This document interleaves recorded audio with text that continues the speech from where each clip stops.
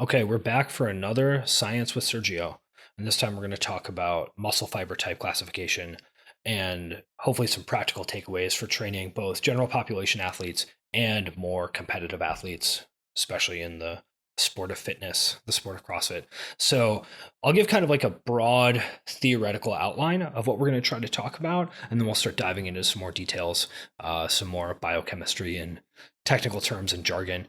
So with muscle fiber types, I think it's a really interesting scenario in that people talk about like, oh, this athlete is fast twitch or this athlete tends to be more slow twitch. And to someone who's like kind of well versed in the literature of what that means, it's like, that's wrong. Like, what are we talking about? Like, an athlete can't be fast twitch or slow twitch. There's actually like different proportions of muscle fiber types and different motor units and like that. Like, it's like obviously an incorrect way to talk about things from a truly technical perspective. But simultaneously, there is some sort of like metaphorical truth to the idea of athletes being more fast twitch or more slow twitch. And in much the same way that people talk about like personality psychology or something, right? It's like, your horoscope is wrong. Like, this is clearly not a real thing or whatever. But then, if you start to dig into 5-factor personality types and, understanding what is actually research based and what's not, it's like, oh, okay, there is some fundamental truth to the idea that people vary between each other in predictable ways, and certain combinations of traits create certain types of avatars that people can sort of be like. So even if the technical explanation of something like a Myers-Briggs personality test or like even a horoscope is wrong and obviously wrong, there is still some insight into being able to have buckets of types of people in ways that they vary that you can put someone in. So I think that muscle fiber type is somewhat similar, where like, yes, it's wrong to talk about an athlete as being a fast twitch athlete or as a slow twitch athlete, but simultaneously having this sort of bucket of, oh, people respond to volume differently. People can handle different amounts of training. People attack, especially CrossFit style workouts, with different strategies based upon some underlying components of their physiology. And if we have some buckets to think about that with, that can actually help us as coaches, right? So that's kind of like the big picture arc of what we're going to try to talk about. So we will try to explain in a bit more detail what is actually going on with muscle fiber types, and then kind of try to zoom back out into like, okay, now that we maybe have a better explanation of this, how can we then apply that in a way where we are sort of using these buckets and these mental categorizations for designing training programs for athletes in a way that actually helps them. So Sergio, let's actually explain some muscle fiber type stuff. We are discussing a sort of brief like review paper today. It's called Human Skeletal Muscle Fiber Type Classifications. Is it from 2001? Yeah, it's pretty old, but I think it's a pretty good summary. Yeah, 20-year anniversary. And so, yeah, this paper just kind of gives an outline of a few different ways of categorizing muscle fiber type, which is, pretty insightful, because this is something where there's like a lot of pop science that's a little bit fuzzy. So just having a better framework for how people actually think about these categorizations is somewhat useful. So, Sergio, what are we even talking about? What do we mean by fast twitch? What do we mean by slow twitch? Are there 3 muscle fiber types? Are there 7 muscle fiber types? Is everything a spectrum? Like, is it all a social construct? What are we doing? Sure. So, thinking at a simple level, and you probably like going back to high school physiology. I didn't even know I don't think I took physiology in high school. But so muscle fibers are made up of these units called sarcomeres, and then sarcomeres are made up of these myofibrillar proteins called actin and myosin, right? And I'm sure we've all heard of actin and myosin. Muscle contraction is a result of interaction between these two proteins, actin and myosin. So actin is the thin filament and myosin is the thick filament. Okay. And when analyzing fiber types, what you're actually looking at is the myosin isoform, or different myosin isoforms, which are myosin heavy chains, right? So myosin heavy chain is essentially it contains the myosin head that interacts with actin, that binds to actin, essentially, right? And MHC, which myosin heavy chain, is essentially the ATP ACE enzyme, which is responsible for the hydrolysis of ATP into ADP or phosphate, which you break down ATP. That's how you obtain energy to fuel a muscle contraction, right? And essentially you're fueling myosin and actin uncoupling, which allows the muscle contraction to continue. But anyway, you can analyze MHC by looking at the ATP hydrolysis rates, and that'll give you. So sorry to interrupt real quick, but so MHC, we're talking about myosin heavy chains. Yes. Right. And to kind of like give maybe a visual for what we're talking about here, right? We're talking about actin and myosin.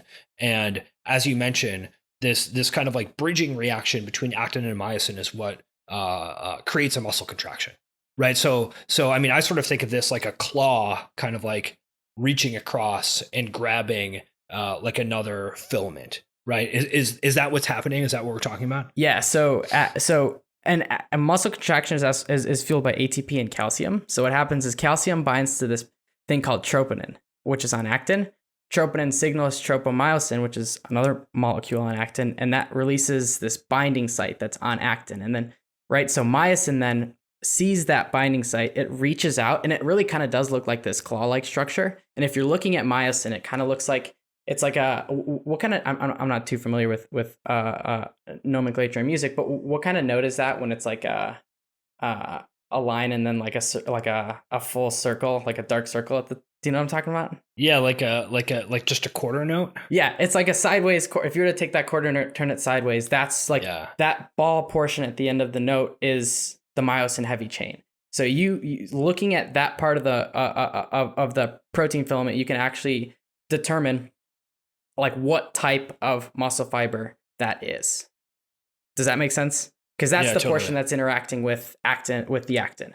And the rates and activity levels of that myosin heavy chain determines how quickly you need to produce ATP. And that's how you start to categorize muscle fiber types based on the rates of ATP hydrolysis and the speed of the fatigue of that muscle, right? So if you have fast twitch muscle fibers, you're going to have a higher MHC1 activity, which is myosin heavy chain. Sorry. If you have a higher composition of fast twitch muscle fibers, you're going to have in the muscle more activity of MHC2, which is myosin heavy chain 2 activity, which is why we call those type 2 muscle fibers or fast twitch muscle fibers.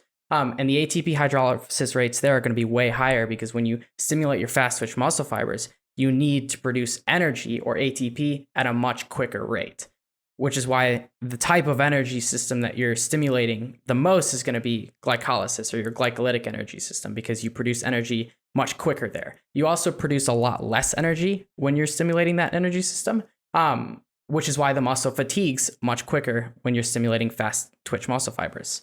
Now, on the other end of the spectrum, you have slow twitch muscle fibers, and the predominant myosin heavy chain there is going to be myosin heavy chain 1. Super simple, right? Slow twitch or type 1 muscle fibers predominantly have myosin heavy chain 1, lower rates of ATP hydrolysis because the way you're obtaining energy when you're stimulating your slow twitch muscle fibers is going to be through something called oxidative phosphorylation, right? So you're relying primarily on the electron transport train or the Krebs cycle to produce that energy, and you're producing a lot of it just at a much slower rate.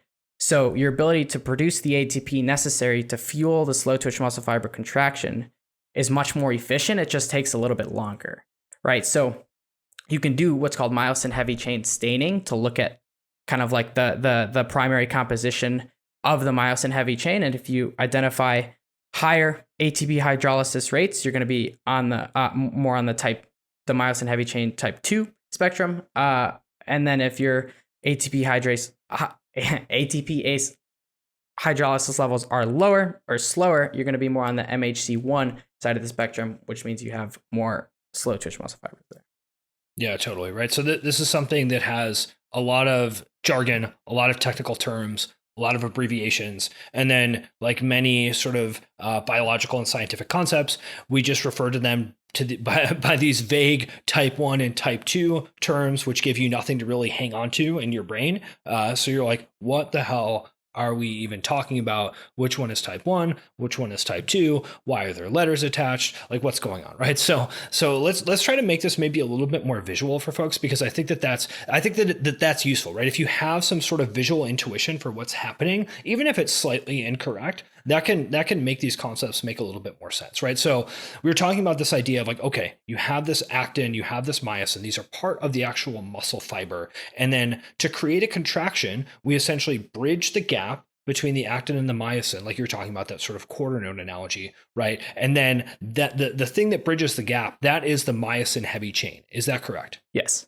Yeah. Right. So this MHC term, this myosin heavy chain, is the thing that's like it's a snake that reaches across, right, and kind of grabs the other the other filament or whatever, right? And so that enables us to actually contract muscles. And in terms of MHC, myosin heavy chains, we have different species of myosin heavy chains. Is that right? Yes. Different isoforms, basically, variations.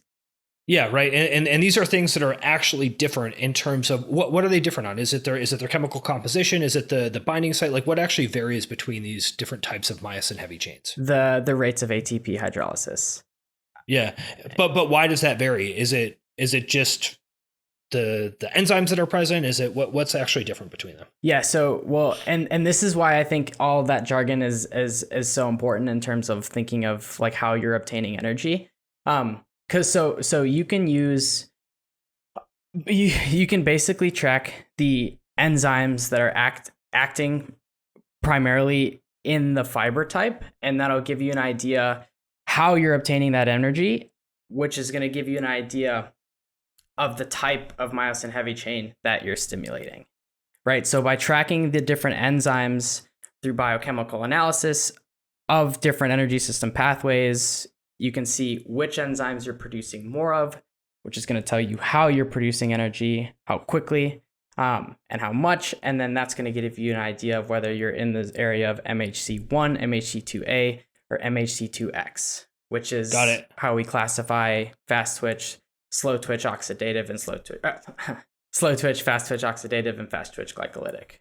Yeah, so the actual structure of the myosin heavy chain does not change? Not very much, or does it change? No. And there also is variation in like, so for example, a study that I'm going to refer to utilizes carnosine levels to analyze the type of muscle fiber that you predominantly have. So it's like if you have higher levels of carnosine, the muscle fiber in the general area, the muscle fiber is going to be primarily fast twitch. Because carnosine is more of a pH buffer, but the myosin heavy chain is essentially, they look very similar as far as MHC1, MHC2A, and MHC2X. Okay, got it. Yeah, so then to kind of zoom out, we have this idea of like, okay, we have to sort of like reach across, bridge this gap. Some sort of chemical reaction occurs, which actually binds the myosin heavy chain, like across that actin myosin relationship, and that chemical reaction is calcium dependent, correct? Yes, and so we actually need ATP to release that like strong when myosin is strongly bound to actin, right? So muscle contraction occurs with calcium binding to troponin, which signals for tropomyosin to expose the actin binding site. Then that's when myosin reaches in, grabs actin, pulls it nice and tight. That's when we get our muscle contraction. Now, in order for you to release that tension and then go and do that again to stimulate another contraction, you need ATP or energy to tell myosin like, hey, yo, dude, let go of actin. It's time to go again, right? So then the muscle relaxes and then you calcium signals for another contraction. And that's actually, when we talked about this on a couple Science of Sergio's ago, where hydrogen, that's how fatigue, one of the potential mechanisms of muscle fatigue is hydrogen competes for binding with troponin or calcium binding with troponin. So when you have when you have this accumulation of hydrogen in the muscle, less calcium is binding, which means you're stimulating less muscle contraction, which is how, obviously less muscle contraction or less forceful muscle contraction, more fatigue, right? Yeah, totally. Okay. So again, I feel like I'm just saying this over and over again, but I think it's important, right? Because it's like, okay, we need to actually understand what's going on here to kind of visualize what we're talking about with muscle fiber type, right? So again, we have this sort of spot where this snake can reach across, right? We need calcium for that spot to open up to accept said snake. Once that binding happens, right, then the muscle is contracted. But then we actually need ATP, the sort of like universal energy currency of the body, to come in and release that contraction so that we can contract again, right? And so what we're talking about in most situations where we're doing work, where we're exercising, running, rowing, bench pressing, whatever, we are concerned in terms of performance with both the speed and the force of the contractions that we can get in our muscles, right? So if we imagine, actually, sort of talking about this, maybe something like rowing might be a useful analogy here, right? Where we think about like sticking an oar in the water and then pulling it through, then releasing, then sticking the oar in the water, then pulling it through again, right? Like this analogy probably breaks down in some ways, but essentially what you want to do is you want to like stick your oars in the water, take a stroke, come back out and do it again. And you want to find the right balance of like speed and force with which you're doing that over and over again to row effectively. Right. And so if we have a situation where we're not able to get enough ATP to release that actin myosin binding, then we can't do another rowing stroke. Right. So ATP is necessary to release us to be able to do another rowing stroke. Right. Is that somewhat useful? Is that correct? Yeah. So it's like I don't understand boxing very well, but I'll try to put this as in like a simple context where it's like you have two fighters, actin and myosin, they start hitting each other, they're connected. I don't know. They just like they hug each other, whatever. To break up the fight, the referee's like, all right, break it up, fellas. Yeah, exactly. Right. Yeah. Ref breaks it up. Ding, ding, ding. Start another round. That's another muscle contraction. Ref comes in. ATP is like, yo, cut it out, separate. That's the end of the contraction, and that's what allows another round to start. So each new round in the fighters, actin and myosin, is a new muscle contraction. Totally. And I think so in the context of like why, so looking at different sports, right? In something like sprinting, for example, sprinters are going to have a higher composition of the type 2 A, B muscle fibers, right? So they're going to have more of these fast twitch oxidative muscle fibers, and we can kind of get into why they have those versus the fast twitch glycolytic. But that's because the fast twitch muscle fibers, like you said, are a much more forceful fiber. And it's not so much that the difference is they don't twitch at a different speed, right? They just twitch with a different force. So fast twitch muscle fibers, they're more forceful, and that more forceful contraction requires more energy much faster, which is why we're stimulating our glycolytic energy system, right? Because that's a faster energy system. And then so with somebody like an endurance athlete, they're going to stimulate their slow twitch muscle fibers a little bit more because so with every step they take, there's just less force output, which is why they're able to sustain that for longer because the way they're fueling their ATP is a lot more efficient, but it's also slower, which is why they're not going as fast. Now, there's obviously going to be a spectrum within Sergio, that. let me interrupt you real quick because I have Sure. a question on this, right? So you said something that I think is important to zero in on is, okay, the fast twitch and slow twitch muscle fibers contract with a different force, not necessarily a different speed, which is kind of confusing because like, well, why is one called fast twitch and one is called slow twitch? And so my interpretation of that is that it's not necessarily the speed of each contraction, but it's the speed with which you can then do the next contraction. Right. So fast twitch muscle fibers contract harder and then they're able to do another contraction more quickly than slow twitch muscle fibers. Is that correct? Yes. Yeah. And then, so the speed refers to like if we think about like rowing strokes, it's like you have a higher stroke rate and a higher power per stroke, which is going to make you go faster than someone who is rowing with a lower stroke rate and a lower power per stroke. Exactly. Is that right? Yeah. Yeah. And then that couples into like how quickly the muscle fibers are going to fatigue, because that's going to associate with how fast you're able to regenerate the energy that's necessary. Which is why you can't efficiently use oxygen to produce or stimulate the fast twitch muscle fibers. And there's a supplementary effect there where your slow twitch muscle fibers are supportive of your fast twitch muscle fibers. And we could talk about that. But what I mean by this is when you're stimulating your fast twitch muscle fibers, again, because you need that energy much quicker, you're not going to get that from that sort of long Krebs cycle process. You're going to do that from glycolysis because it's readily available, which means you're going to run out of that energy much quicker. Yeah, right. And so glycolysis is able to supply ATP more quickly, albeit less efficiently than oxidation. Exactly. Right. Like, and so, yeah, if you are moving quickly, you have this need for a fast, steady supply of ATP to release that contraction so that you can then contract again. So you're burning up this ATP super fast, but in doing so, you're using up your supply of ATP, and you're also producing that ATP in a way that is less efficient and produces more metabolic byproducts that then start to interfere with future contractions, right? So it's like, okay, short-term gain, long-term pain. exactly. Right. Cool. And so, you can, and I guess the easiest way to classify that is fast twitch fatigue faster, slow twitch fatigue slower. Great. Right. So yeah, I think that's useful, right? So hopefully that made some sense in terms of just like some hand wavy visual analogies for what's going on to kind of frame what we're talking about when we mean different muscle fiber types, right? So you were starting to talk about some of the stuff that I wanted to get into next, just about like, okay, let's be a little bit more clear about what we mean by fast twitch and slow twitch muscle fiber. So we already have this idea of like, all right, there's potentially some difference between the MHC, right, the myosin heavy chain, which actually creates that bridging reaction to create a contraction. But then we also need to consider, all right, we don't just have these different types of this, we also have some differences in concentration of different enzymes, which then facilitate these ATP reactions to release and start another contraction, and that's something that actually does vary a lot as well. So that gives us another layer on which to consider muscle fiber type and potential force and contraction speed that these muscles are capable of. So can you kind of give a rundown of what's going on there?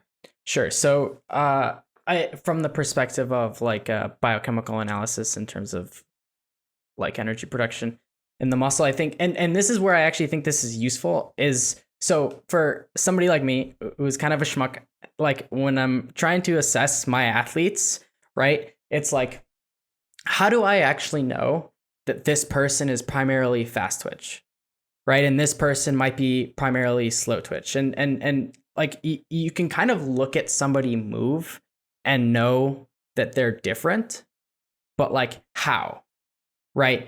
And I think it's like how they produce their effort and how that manifests in certain situations can give you a lot of insight. But also, like, for example, one of the ways they analyze the fiber type is through something called proton magnetic resonance spectroscopy, or something called MRS. And like I said, I use the example of carnosine in the muscle. It's like you could just look at the levels of carnosine, and which is a pH buffer, and you're going to have more carnosine in the fast twitch muscle fibers, right? It's a $150,000 machine, right? I can't do something like that. But potentially understanding that fast twitch muscle fibers, when you're stimulating a higher percentage of fast twitch muscle fibers, whether or not somebody has a lot of them or not, when you're stimulating these types of fibers, you're going to produce more of these types of enzymes, like you just said, right? So you're going to produce more and different byproducts, right? So when you're stimulating your fast twitch muscle fibers, because you're stimulating the correlated energy system of glycolysis a little bit more, right? The energy producing reaction of glycolysis is going to produce more of something called lactate, right? When you're producing more lactate, that's an indication that you're stimulating your fast twitch muscle fibers more than your slow twitch muscle fibers. And that to me is potentially, not even potentially, that's a useful indicator of how somebody is doing their work, right? So, and I'll use the two different athlete examples, right? So I won't use their names, but I have two athletes and they'll know who they are, but they're like the opposite ends of the spectrum in terms of body composition, right? I have this man, we'll call him Larry, not Larry Wheels, but Unfortunately, right. Larry, if you're listening to this and you want to try CrossFit, PXM CrossFit is 5757 North Ridge. You'll get very tired. So this Larry, this super fast twitch dominant athlete, when he does a workout, he'll do these kind of like very powerful efforts, rest for a longer period of time, and repeat that. Right? Because he's producing more force with each contraction, right? It's almost like he's so fast twitch to the point where he almost doesn't know how to work in that kind of like gray zone or that middle area, right? It's either like ridiculously slow or just this interval style format of working, right? So he produces this sort of glycolytic based energy and this output. He has to rest to regenerate enough of an ability to repeat that. And that's kind of how he goes about his work, right? And then this other athlete has the same workout, and they're more just like chipping away 1 rep at a time, and they don't really seem to fatigue the same, right? Their movements are it's almost like their movements are a lot less glitchy. They're more smooth. They do a rep, they rest the same amount of time, they do another rep, and it's just consistent, right? And when considering like assigning dose response of certain types of exercises for somebody who's more fast twitch, right? Like the way that they produce energy is going to have a much different effect on their levels of fatigue throughout the session and throughout the day than somebody who's slow twitch. And this is where I think this can get really beneficial, right? So this fast twitch athlete, and I'm gonna reference this study. It's called Muscle Fiber Typology substantially influences time to recover from high intensity exercise, right? And so what they did was they had a group of 20 individuals. Well, in theory, there were 30 individuals, but I'm looking at 2 groups. There was the fast twitch group and the slow twitch group. 10 individuals in each group, right? And they separated that based on carnosine levels in the muscle, and they were looking at the lower body quadriceps, right? So you have, what they did was they took each of the 10 people, did 3 sets of a 30 seconds all out Wingate test, which is on a bike, right? And essentially you're taking the mean power output from all 3 sets. Now, and to jump in real quick, like that's 30 seconds actually all out, max effort. Yeah, not CrossFit, like, oh, I'm doing 30 on, 30 off on the assault bike and I'm going hard. It's like, no. Like actually all out. Yes. Like actually all out. Imagine that, because it's a very unpleasant test. Exactly. Especially for 30 seconds, right? It's like, it's not like 10 seconds where it hurts, right? And so the power drops, there were power drops in both groups across each one of the sets. But what's interesting is the mean power output was the same for all 3 sets in both groups. Now, the power drops in the slow twitch group was 40%, 41% to be exact. In the power drops in the fast twitch group were 60%. Okay, so meaning the fast twitch group, their first set was super, super fast, faster than the slow twitch group. And then their last set was slower than the slow twitch group. So there was less deviation in each set among the slow twitch group, and there was a larger deviation in the fast twitch group. Now, what's interesting was to analyze fatigue, they used knee extension torque evaluation. And what they essentially did was they had the individual maximally contract the leg muscle, and they were looking at the torque produced by the knee, right? At 20 minutes and then at 5 hours after the 3 tests. Now, what they saw was, and they took levels, they were comparing this to knee extension torque from before the tests, right? So they had a baseline and then they had an after. And what they found was the slow twitch group was fully recovered or back to their initial levels of knee torque production, force production, as after 20 minutes, right? And what they did they analyzed levels after 5 hours. And I mean, if the slow twitch group is fully recovered after 20 minutes, they're fully recovered after 5 hours, right? The fast twitch group was still not fully recovered after 5 hours. So over the course of 3 sets, they produced the same amount of power, both of these groups. Obviously, there's going to be deviation from the first set and the third set, and different values for the first set and the third set within both of those groups.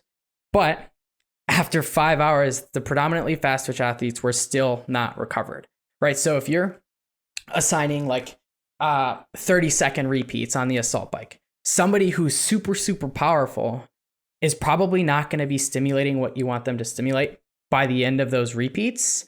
And then if these 2 individuals are doing the same thing, say for their second session or later in that session, the outcome of what they're doing there and the effects of fatigue from the previous session is going to be way different, right? So and this is potentially valuable in understanding that to stimulate fast twitch muscle fibers, athletes that have a higher composition of fast twitch muscle fibers don't need to do as much to stimulate their sort of like power systems, right? They need to do a lot more on the opposite end of the spectrum. And I kind of want to get into how, like the best way to do that for those athletes, because oftentimes there can be a lot of trouble when trying to do that, because like I said, they almost like don't know how to do that. Now, and the same applies for slow twitch muscle fibers. Like people with a higher composition of slow twitch muscle fibers, they end up benefiting more, and not necessarily more, but at a faster rate in terms of slow twitch muscle fiber development, that because they already have a higher composition of slow twitch muscle fibers, because they're able to express better, just let's say output, for lack of a better term, within their respective dominant sort of muscle fiber type and energy system function. They're able to grow that system a lot quicker than somebody else who isn't as efficient there. Does that kind of make sense, right? So somebody who's like really fast twitch, it seems super simple to just think about like they need to do less power work. Well, yeah, but they literally need to do less to get the same benefit as somebody who's primarily slow twitch. And the same goes for somebody who's predominantly slow twitch. When you're trying to improve their ability, their aerobic output, they just need to do less of that than somebody who is predominantly fast twitch. And that's why, and it kind of dials back into recoverability and energy system utilization and how they obtain and regenerate their energy. Does that make sense? Yeah, totally. So I have a question just about classifying people as like fast twitch or slow twitch, because I think that that's something that, sort of like I was saying in the beginning, that gets a little bit hairy, right? Because it's not just sort of like we were talking about at the beginning of this podcast, where it's like, okay, well, you have, these three categorizations of muscle fiber type, and then you could even slice that even more based upon concentrations of certain enzymes. And it gets really, really tricky to be like, oh, what are we actually talking about here? Same stuff when you're talking about like connective tissue. It's like, okay, like, yeah, you have a muscle, which like gradually converts into a tendon, which gradually converts into a bone. And it's pretty hard to say this is when it becomes tendon, even though it's obvious that like over here is tendon and over here is not, right? That's like a lot of stuff is defies the easy categorization that we like to create for stuff. But with an athlete, my understanding is that you can have someone who potentially has different motor units with different characteristics. And you also potentially have that between like different muscles as well, where it's like, oh, okay, yeah, like your right deltoid potentially has more fast twitch muscle fibers than your left deltoid. And then, maybe your deltoids tend to be more fast twitch compared to your, I don't know, like teres minor or something like that. And you can have these like totally different compositions of fast twitch and slow twitch motor units within the same muscle group. Different muscle groups have different tendencies. And so there's just a lot of variation between that, which can kind of aggregate up into a categorization of an athlete as fast twitch or slow twitch. But it seems to me like a very, very difficult task to actually say this is a fast twitch athlete versus a slow twitch athlete. So I don't know, react to my rambling. No, I think you're right. Like, because I am saying like this person is slow twitch, and I would consider that almost in like like, when I say somebody is slow twitch, it's almost like they have a higher composition of slow twitch muscle fibers, but within those muscle fibers, there's differences in efficiency too there, right? So it's like, and the differences in each individual muscle too. I'm glad you brought that up, because somebody could have improvements in something like mitochondrial density, which is important for just mitochondrial function, which is important for aerobic output. Or your oxidative, the function of your oxidative system and producing energy in sort of an aerobic environment, that's muscle specific, right? So you could have higher mitochondrial density in your right quadricep relative to your left quadricep, right? Or if you have somebody like a cyclist, if they come in, they're going to have super, super efficient mitochondria in their legs, but that might not be the case in their upper body. Right. So like their ability to utilize oxygen respectively in the quadriceps is going to be different relative to their ability to utilize oxygen in the shoulders and in the triceps.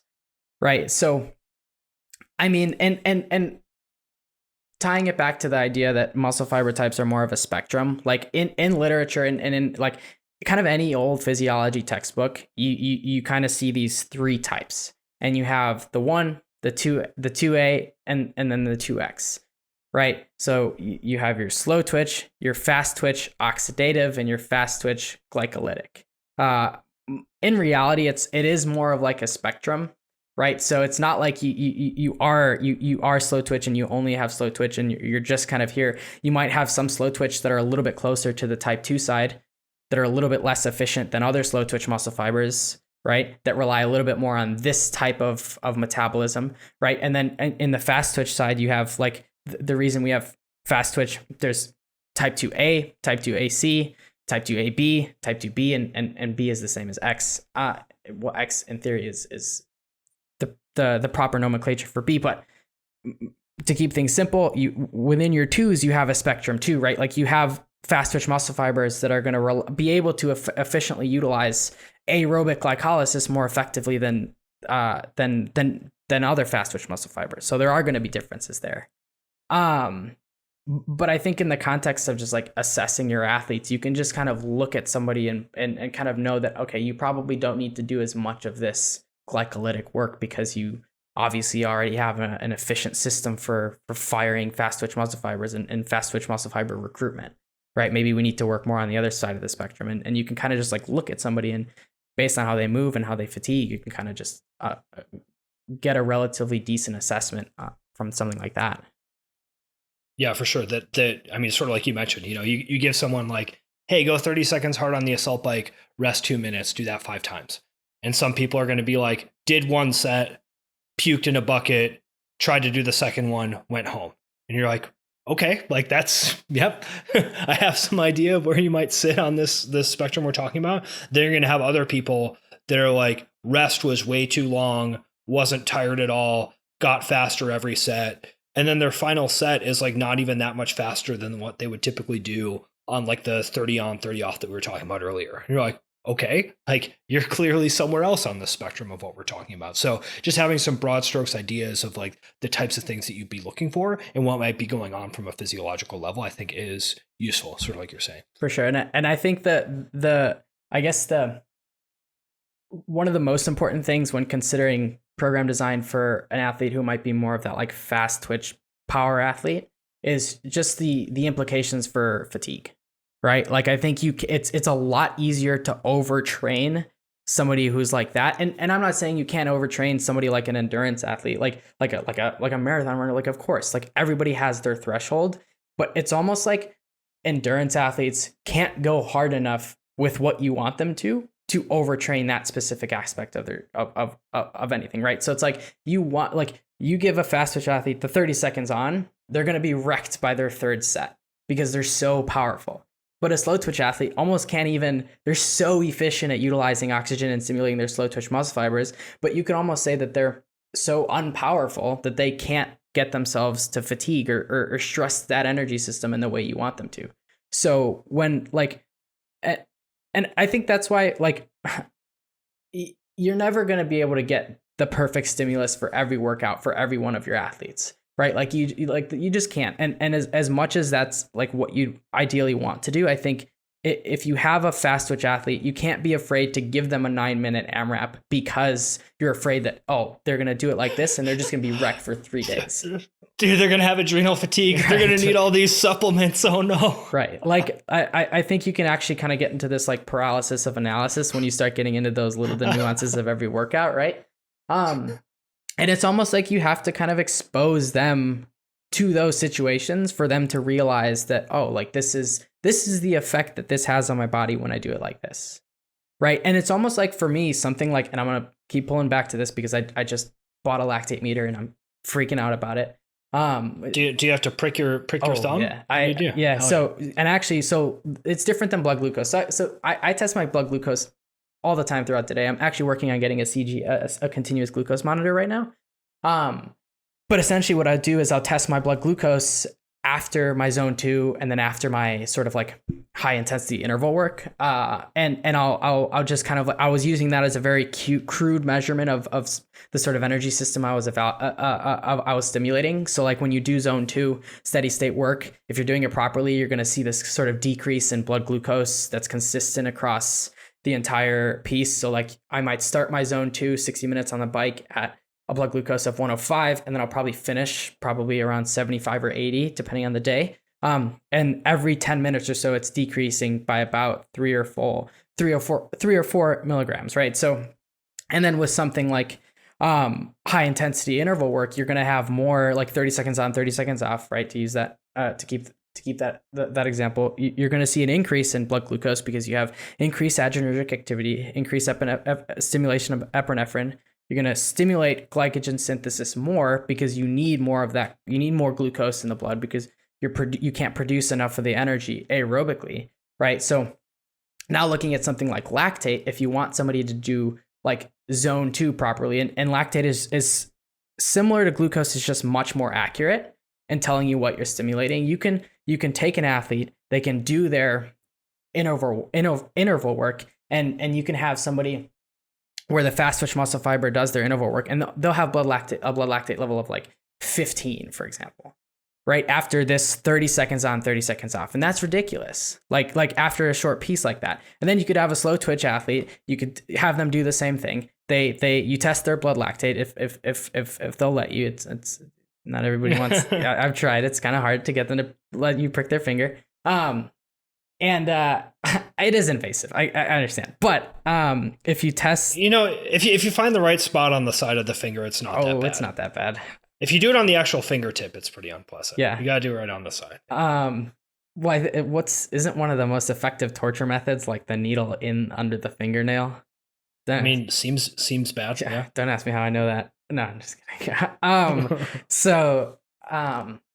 Yeah, and you take this sort of like slow twitch athlete, they do the same thing, and their blood lactate's something like 4 millimoles per liter, right? Like that can just give you some insight into like, okay, this energy system is being simulated when they do this, and then you can almost like show the athlete like, hey, you're doing this and you're stimulating this. I need you to do more of this, right? And you can almost like give them that feedback. And I don't think everybody needs that. I just think as a coach, it offers some insight into what's happening inside the body.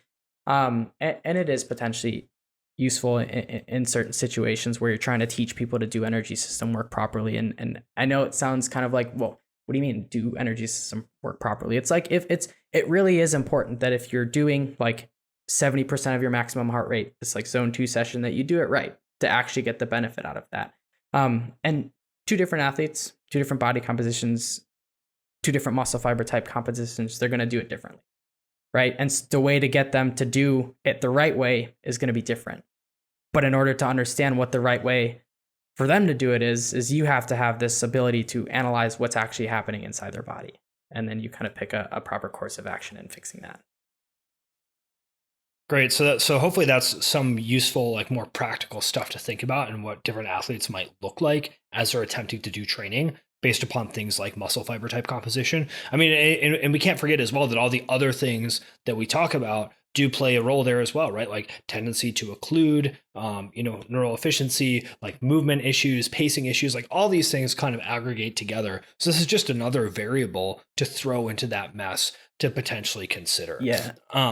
So something that I do want to talk about though, right? We're talking about doing training and how different athletes may attack that sort of on like a physiological level, like what is actually happening in their muscle fibers? How are they creating contractions? How quickly can they, get ATPase to the actin myosin binding in order to do another contraction? Like all this stuff matters. But when we're training athletes, we are going to see some similar outcomes from folks in terms of what actually happens to their muscle fiber types. So my takeaway from this paper and just sort of like some other stuff that I've read, right, is that pretty much everyone as they train, their muscle fiber types actually become more oxidative over time in response to training, whether or not that's aerobic training, that's powerlifting, that's Olympic weightlifting, that's CrossFit, that basically everyone is actually getting more oxidative, which at first seems a little bit counterintuitive. So like what's actually going on there? Yeah. So, and I don't actually fully understand, like it's not fully understood, like why.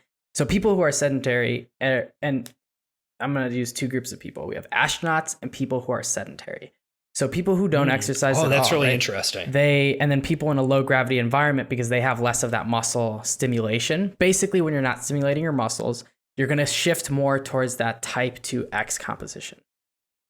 Right. And which one is that? Fast twitch glycolytic. That's something that like it's impossible to remember. You're like, I don't know what we're talking about. Yeah, sure. So type 2X is fast twitch glycolytic. It's primarily stimulated by anaerobic metabolism. And it's just a fiber that isn't very efficient, a fiber type that's not very efficient at utilizing oxygen for their energy production. Right. And then as people start to exercise, even people like powerlifters, because you think like, okay, like there's these powerlifters, let's look at Olympic weightlifters too. They're relatively powerful athletes, right? As they start to train, they're going to start to take these type 2X fibers and convert them into type 2A fibers, right? So they're going to shift more towards the oxidative side of the spectrum in terms of fast twitch muscle fibers. And the fast twitch muscle fibers are going to become more efficient at utilizing oxygen as part of their ATP regeneration process, right? And then same thing with oxidative. Oxidative are just going to get more and more efficient at utilizing oxygen. And that almost seems to be a really efficient way to sort of categorize these, right? Like it keeping things to the three type model. It's like type 1 super efficient at utilizing oxygen, lower power output. Type 2, you have this sort of like detrained muscle relative to their ability to utilize oxygen, and you have this more efficiently trained stimulated muscle relative to their ability to utilize oxygen. Yeah, so like I said, it's a little bit counterintuitive because you're like, oh, someone isn't training and they become more quote unquote fast twitch, right? Which kind of goes against just the general idea of like fast twitch muscle fibers, powerful athletes, people being able to sprint, whatever. But as you frame it, it's actually more about efficiency, right? That as people train, they become more efficient and being able to generate enough ATPase to keep these contractions going, utilizing oxidative metabolism as opposed to glycolytic metabolism is a more efficient strategy. So that becomes better over time, right? So in general, everyone becomes more oxidative with training. But then again, it's like, okay, well, so if these things are becoming more oxidative, they're actually potentially not moving as quickly. So how are people getting stronger? How are they getting stronger and more powerful if they're becoming more oxidative?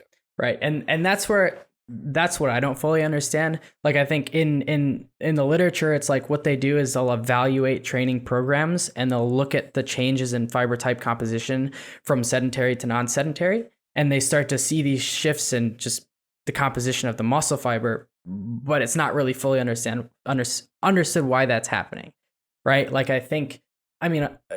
as you train a muscle, it just becomes more efficient at utilizing oxygen, which is just this like more valuable energy system. Like, your body wants to be more efficient at, like if you have a CrossFit athlete and they're able to produce the same effort primarily utilizing oxygen, you're going to have it's just a more efficient way to produce energy because you're producing less what I would call like negative byproducts, which we see in glycolytic metabolism. And I'm not saying glycolytic metabolism is bad, right? I'm just saying that you want to be able to do more on the oxidative side of things. And I think our body, just in order to kind of continue with that stimulus as you continue to train to become more efficient, right? You're just going to shift more towards being able to rely more on oxygen, because I think that's the most valuable thing in terms of just like general physiological function and energy output. Is if you're able to do more relying primarily on oxygen, overall, you're just going to be able to do more better. Your recovery is going to be better, right?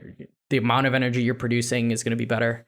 So I don't know if that's potentially helpful in terms of that thinking, but well, I think of it in terms of like what's the supply of ATP available to actually do another contraction, right? So if you just think of it in terms of like what's the limiting constraint in the supply chain of reproducing this contraction over and over again, right? The supply of ATP or potentially the binding sites available based upon the calcium ions like we were talking about earlier, those are probably the two things that are going to tend to limit the ability to keep creating contractions. And so if you're able to keep the ATP supply topped off using oxidation, then that's going to be a better strategy for efficiency, as you're talking about, because then you're not actually creating these metabolic byproducts to the same degree that are going to be blocking that calcium reaction that even enables the contraction in the first place. So, the constraint doesn't become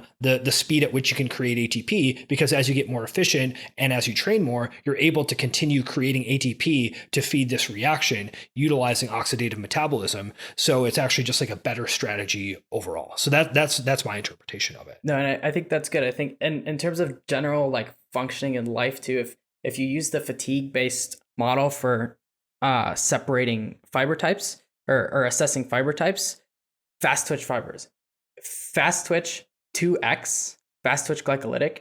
Another name for those is fast twitch fatigable.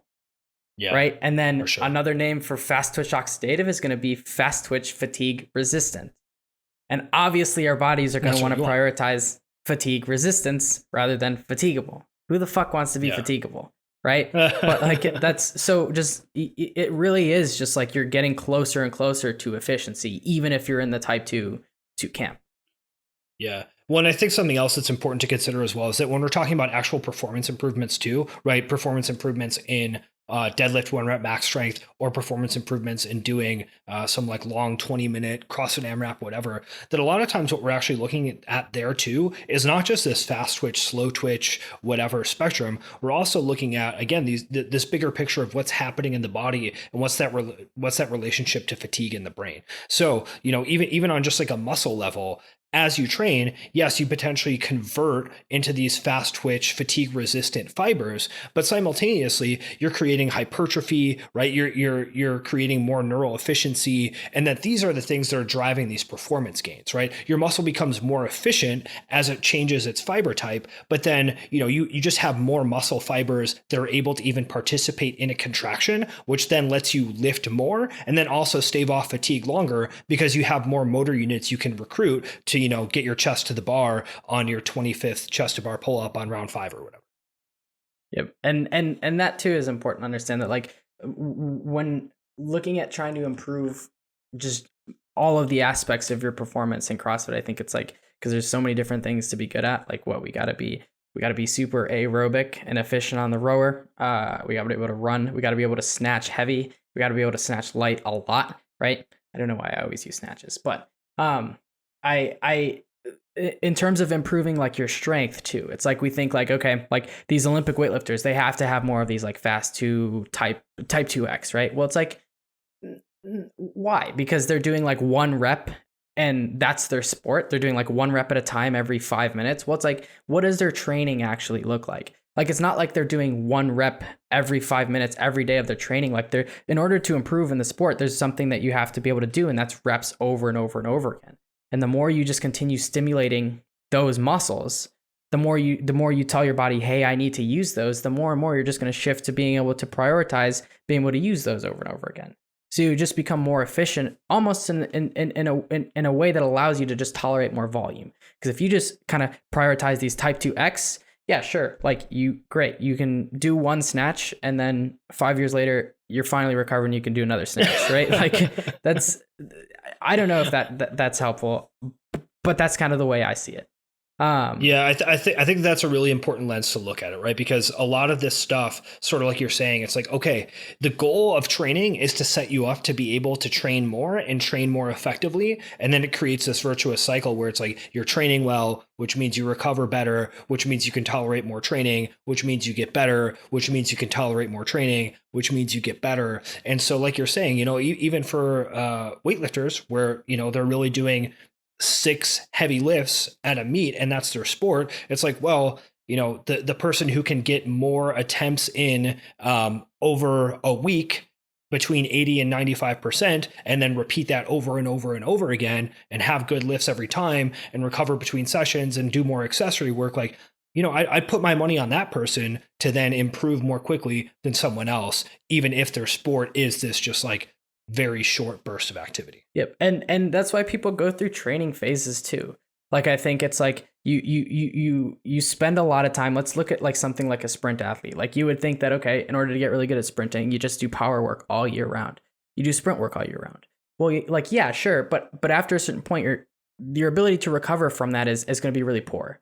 Right. And as you get closer to competition, the more you're able to work sort of at that 95% sort of during a peaking phase, the more you're able to sustain that output, the better your end result is going to be, right? So if in the off season you take some of the time to develop your ability to recover from those higher outputs, right? It's almost like you use your oxidative energy systems as a supplementary way to improve your abilities to train your sort of faster energy systems, right? Then when it comes time for a peaking phase, you're going to be able to train at that threshold a little bit better because your ability to recover is better. So So yeah, we've talked about some practical stuff as far as takeaways here. You gave some avatars of athletes, but if we are talking about training folks, right? Again, maybe in the sport of CrossFit, maybe some examples for people who are training, but not, to compete in anything. What do we actually want to consider? Like, what should a coach be thinking about, or an athlete be thinking about, where they're like, okay, some of this fast twitch stuff resonated with me, or maybe some of the slow twitch stuff resonated with me. What should I do in the gym on Tuesday afternoon to improve myself as much as possible? Sure. So, well, from a coaching aspect, just be careful with more powerful athletes. So, like, I found it a little bit like it's the effects of fatigue because their output is so high on certain things. It, it I would it's probably easier to overtrain an athlete like that than sort of an endurance athlete, right? And or more of like a slow twitch athlete. And again, like just generally like this person is probably more a higher composition of slow twitch muscle fibers. This person has a higher composition of fast twitch fibers. So I would just pay attention to their ability to recover from those efforts. And when prescribing power work, like just understanding on a super simple level that somebody who's more powerful and more fast twitch dominant doesn't need to do as much to benefit from that work. And it could potentially be more harmful after a certain point, right? So understanding sort of the differences in how your athletes produce energy can help you better prescribe their training protocols. And it's a lot easier. I will preface this and say that it's a lot easier to say to prescribe or analyze this stuff on a cyclical level. Like I think like with monostructural elements, so like rowing, skiing, biking, where you can sort of like track mechanical output. I think it's like on something like for example, a 9-minute AMRAP of power cleans and double unders, like the understanding like what energy system they're stimulating is and being able to see that it's a lot more difficult, right? And you if you try to figure that out every single time and get the perfect stimulus for that, I think it becomes hard. You kind of get caught in the weeds, and at least I find myself being stuck. Like, so when assessing athletes in terms of their energy system work and the effects that has on their fatigue, I would say more of like sticking to the ergs for stuff like that. And then with the AMRAPs, just having these like general sort of teaching heuristics with you have this athlete and you know they're more fast twitch, like figuring out the best sort of pacing strategies to get them to be less on the fast twitch spectrum of things in terms of the way they move and more towards this sort of steady state continuous output side of things is potentially beneficial. Something I like to do for that is when you have an athlete that's a little bit more powerful and they tend to fatigue quickly on those types of like mixed modal workouts or whatever. It's like I'll have them do 10 minutes on the bike at 65 to 70% of their maximum heart rate, right into, I'll do a 30 seconds max effort sprint, back into another 5 minutes on the bike, sort of to get them to almost feel that difference, become slightly more oxygenated than if they're just going to the workout cold. And then have them start right into like a 5-minute AMRAP, for example, of the power cleans and double unders. And I find that to be effective in helping them sort of be a little bit more oxygenated when they start. And like just kind of understand the pace that they should be working at, right? You could potentially do more of this, like do a bunch of sprints and almost fatigue them first and then have them try to work through that fatigue because their output is going to be less by the time they get to the AMRAP or the actual like the bulk of the whatever the metcon is that you want them to do. I find that to be beneficial. But you just got to put them in situations where if they can't do it themselves, you almost have to force them to work at the pace that you want them to work at. And that might be by depleting the energy system that they're primarily dominant at, or getting them to feel the pace that you want them to be working at on something else that's easier to regulate, and then going and doing that on something that might be harder to regulate with. I don't know if that's beneficial. I think and then in terms of slow twitch athletes, just dosing aerobic work a lot less. They probably can spend more of their time doing other things than doing 60 minutes of zone 2 every day as their first session. Like that's probably not necessary for an athlete like that. They could just use their time better. I'm not saying they won't benefit from that. They can just do a little bit less of that and still get the same benefit as somebody who might be a little bit more fast twitch dominant. Yeah, I mean, I don't know if that's helpful at all. Yeah, I think those are useful heuristics that, for folks who tend to be able to go real hot. It's stuff we talked about on all kinds of different podcasts. The goal in training is to create scenarios for them that doesn't allow them to explode immediately upon starting the session. And that could be, like you mentioned, kind of ramping up into paces. That could be being very specific with how you prescribe sessions. That could be trying to create scenarios for them that prevent them from going that fast using self-limiting exercises. Like, there's all those kinds of things that are potentially valuable there. And then, like you mentioned, for the folks who tend to be, in this categorization, like more slow twitch, quote unquote, that you're going to end up with those folks, like, they have a hard time going fast enough. So then in training, you're trying to create these scenarios where it's like, okay, how can we convince you to make the pace on your erg monitor say something faster than 1800 calories per hour? Like, just like do anything you can to make that happen. And then it might actually take them several ramp ups to even get there, right? Whereas you consider someone on the opposite end of the spectrum, that they can hit some super fast number right away, and then they're cooked for the rest of the session. Whereas someone else, it takes them, 10 sets of like trying to sprint as hard as they can before they can even touch something that's even like remotely acceptable from like a true sprint effort. So it's developing an intuition for that and trying to create scenarios for athletes that then enable them to touch on those things that are more challenging for them, while kind of finding a balance between, like you said, giving them an appropriate dose relative to the response that they as an athlete are going to have to that session that enables them to keep coming back into the gym over and over again. Yep. And I think using the example of like hitting, it's like a slower twitch athlete, quote unquote, and trying to get them to hit higher paces with each effort, it's like you want their output to increase, but you can also play around with how you get their output to increase, right? So like if you can get somebody to increase their output on the rower to a level that's just like baseline necessary for the level of competition that they want to be at, where it's like you don't need somebody to pull 3,600 calories over and over and over again all the time, right? Like it's cool if they can maybe do that once, but like if you can get them to go from an 1,800 max to 2,200 max without even like calories per hour, without even essentially doing any energy system development, just by improving their technique on the rower, then boom, right? They're going to be able to continue to utilize that more efficient energy system, and they're getting better with their rowing output. Right. So it's like potentially understanding like what's the best way to improve their mechanical output in a way that keeps their physiology as efficient as possible. I don't know. That's a potential framework to think about that too. Yeah, for sure. So yeah, in conclusion, take your Myers-Briggs personality assessment, take your muscle fiber type personality assessment, take your Enneagram, post them all on Facebook, and we'll go from there.